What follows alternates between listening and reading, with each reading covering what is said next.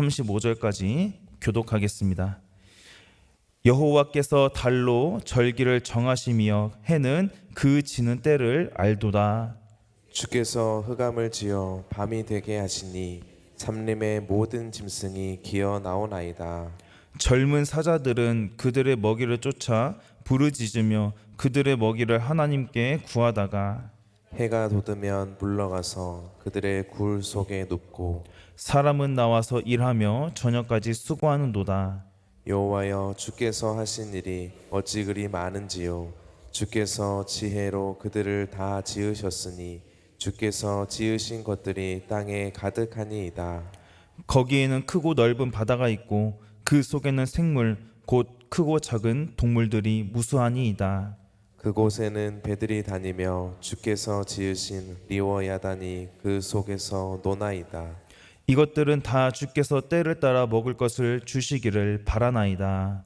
주께서 주신즉 그들이 받으며 주께서 손을 펴신즉 그들이 좋은 것으로 만족하다가 주께서 낯을 숨기신즉 그들이 떨고 주께서 그들의 호흡을 거두신즉 그들은 죽어 먼지로 돌아가나이다.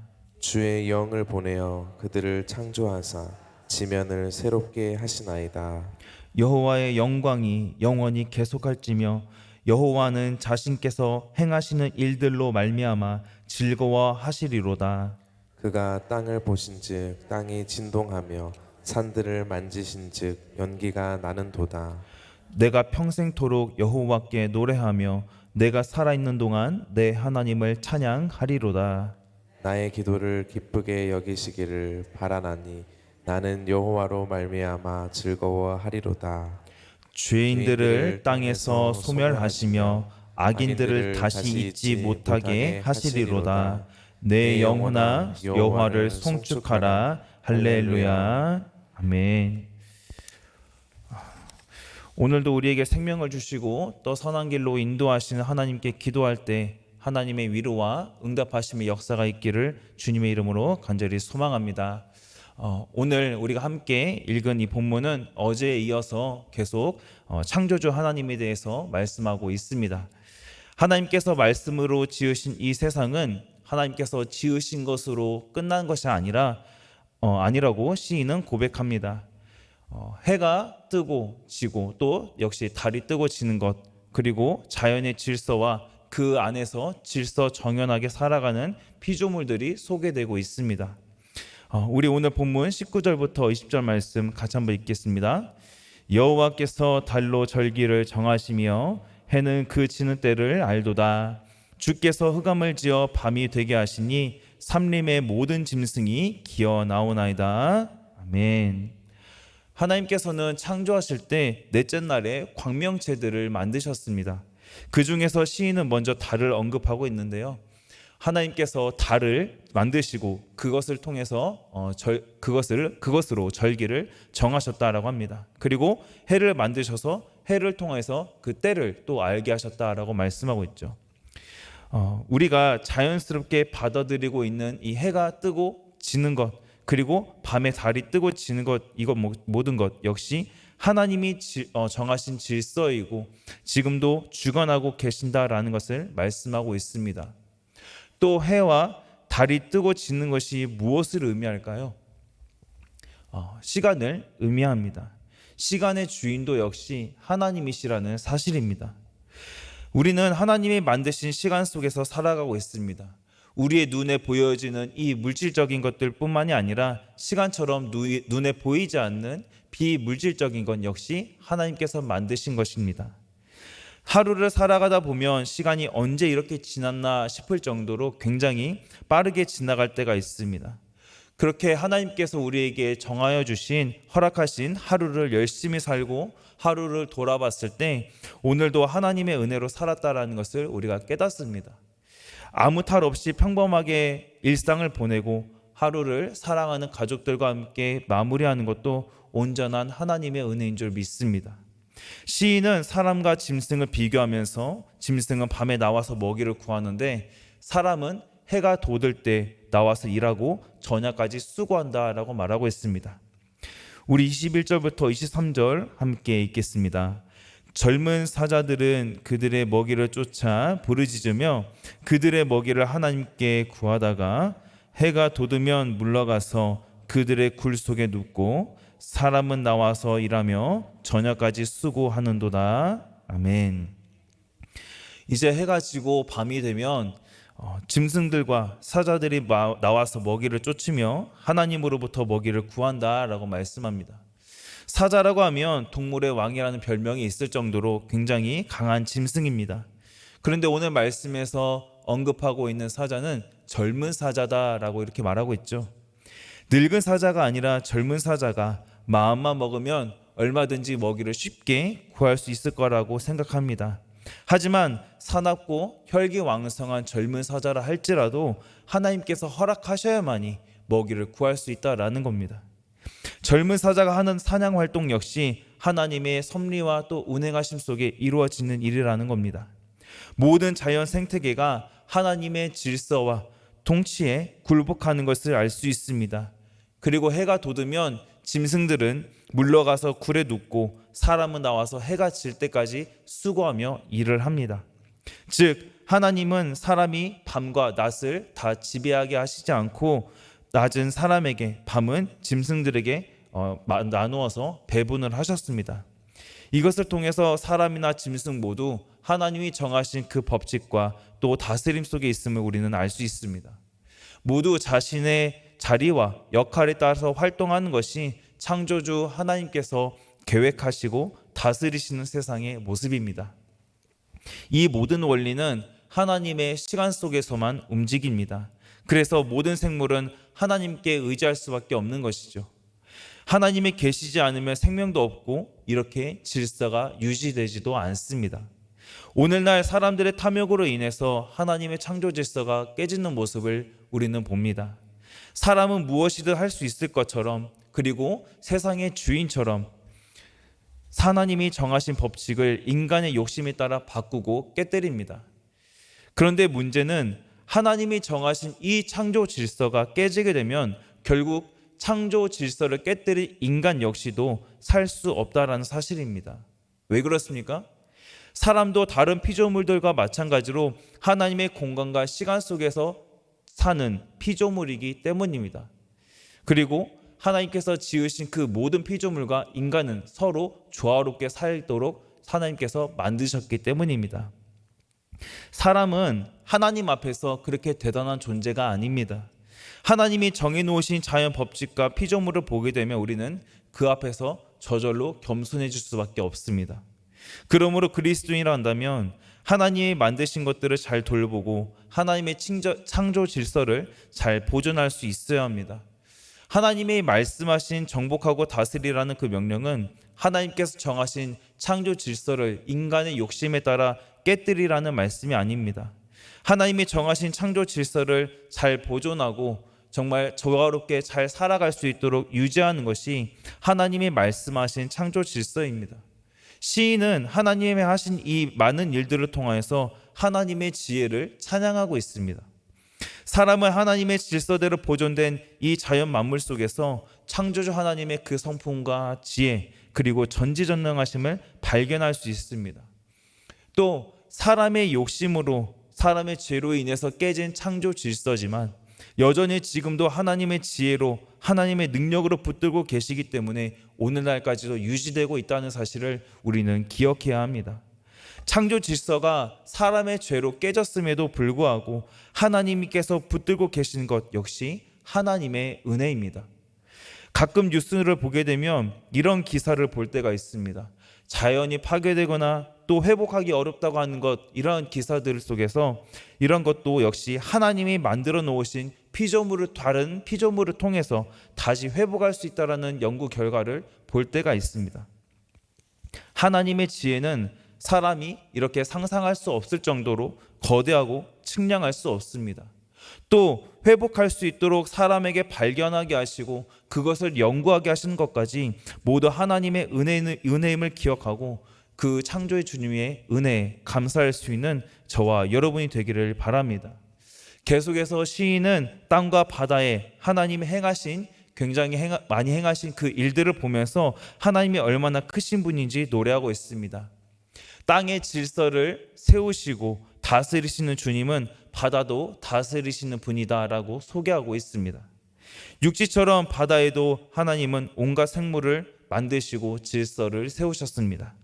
그런데 바다에 있는 생물들도 역시 하나님이 지으신 대로 질서를 지킵니다. 거대한 바다 안에 크고 작은 생물들이 있고 또 그 위에는 사람이 만들어서 타고 다니는 배가 지나다닙니다. 그리고 바닷속에는 하나님이 만드신 리워야단이 놀고 있다고 말하고 있는데요. 우리 25절부터 27절 함께 읽어보도록 하겠습니다. 거기에는 크고 넓은 바다가 있고 그 속에는 생물 곧 크고 작은 동물들이 무수하니이다. 그곳에는 배들이 다니며 주께서 지으신 리워야단이 그 속에서 노나이다.